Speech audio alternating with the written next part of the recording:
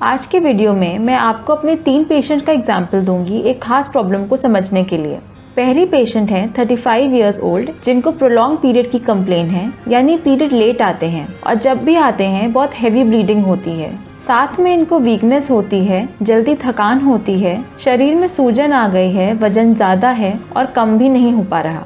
हमारी दूसरी पेशेंट 30 साल की हैं। इनको शादी के 6 साल हो गए हैं लेकिन अभी तक बच्चा नहीं कर पाए हैं। इनको पीरियड बहुत कम आता है और नींद भी कम आती है। हमारी तीसरी पेशेंट 17 साल की हैं जिनको पीरियड बहुत कम आते हैं। ये बहुत दुबली पतली हैं, वजन नहीं बढ़ता और एंग्जाइटी रहती है। जब हमने इनकी जांच की तो लगा थायराइड की प्रॉब्लम है। ब्लड टेस्ट में ये बीमारी कंफर्म हुई और इलाज के बाद चीज़ें बेहतर भी हो गईं। तो आज हम थायराइड ग्लैंड के बारे में बात करेंगे और महिलाओं पे इसका क्या इफेक्ट होता है उसे समझेंगे।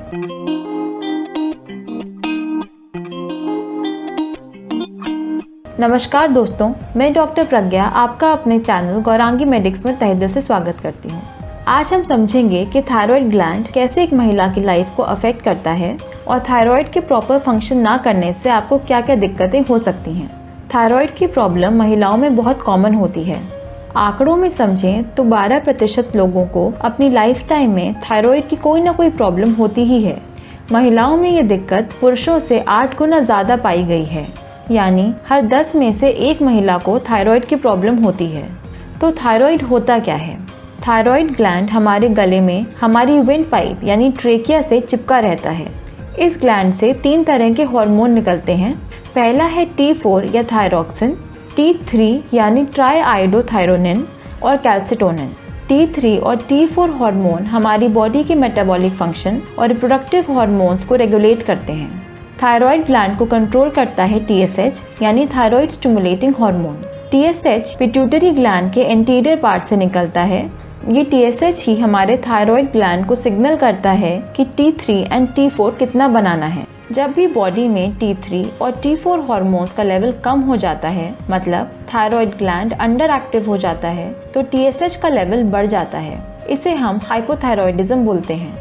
और जब भी बॉडी में T3 और T4 का लेवल बढ़ जाता है, यानी थायराइड ग्लैंड ओवर एक्टिव हो जाता है, तब TSH का लेवल कम हो जाता है और इसे हम हाइपरथायरॉयडिज्म बोलते हैं। तो पहले बात करते हैं हाइपोथायरॉयडिज्म के बारे में, जिसमें हमारा थायराइड ग्लैंड अंडर एक्टिव होता है और T3 और T4 ढंग से नहीं बन पाता। तो ऐसी महिलाएं जिनको हाइपोथायरॉयडिज्म है, उन्हें बहुत थकान रहती है, डिप्रेशन होता है, स्ट्रेस होता है, स्किन ड्राई हो जाती है, हेयर फॉल होने लगता है, नाखून वीक हो जाते हैं और जल्दी टूटने लगते हैं, वेट गेन होता है, हमेशा मस्कुलर और जॉइंट पेन बना रहता है। ऐसी महिलाएं अक्सर irregular period, heavy period bleeding, excessive period pain, infertility और बार बार बच्चा गिरने की कंप्लेन से हमारे पास आती हैं। तो हाइपोथायरॉयडिज्म होता क्यों है? पहला कारण है आयोडीन की कमी। खाने में आयोडीन की मात्रा कम होने से हाइपोथायरॉयडिज्म हो जाता है। कुछ वेजिटेबल्स जैसे फूल गोभी, पत्ता गोभी, ब्रोकली, सोया, अनियंस में गोइट्रोजन की मात्रा ज़्यादा होती है। गोइट्रोजन आयोडीन का अपटेक हैम्पर करते हैं, जिसकी वजह से हाइपोथायरॉयडिज्म होता है। दूसरा कारण है ऑटो इम्यून, जिसमें बॉडी खुद ही अपने थायराइड ग्लैंड पे अटैक करने लगती है। ऐसी एक कंडीशन है हशीमोटो थायरोइडाइटिस। कुछ फैमिलीज में हाइपोथायरॉयडिज्म बहुत कॉमनली मिलता है। ये आपकी जेनेटिक्स की वजह से होता है। मेडिसिन जैसे लिथियम और एम्यूडेरॉन थायराइड ग्लैंड के फंक्शन को डिस्टर्ब करती हैं। कैंसर्स, सर्जरी, रेडिएशन और पोल्यूशन की वजह से भी हाइपोथायरॉयडिज्म हो सकता है। अब बात करते हैं हाइपरथायरॉयडिज्म के बारे में, यानी थायराइड ग्लैंड के ओवर एक्टिव होने के बारे में।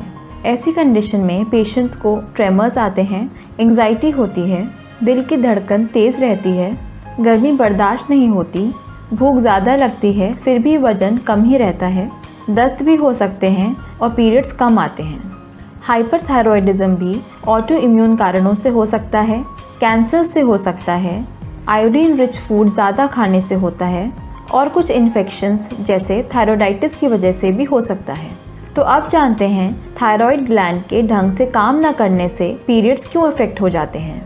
हाइपो या हाइपरथायरॉयडिज्म से ओव्यूलेशन डिस्टर्ब होता है, जिस कारण से प्रोजेस्टेरॉन हार्मोन कम हो जाता है और पीरियड्स डिस्टर्ब हो जाते हैं। थायराइड डिसफंक्शन से HPO एक्सेस यानी hypothalamic pituitary ovarian axis disturb हो जाती है।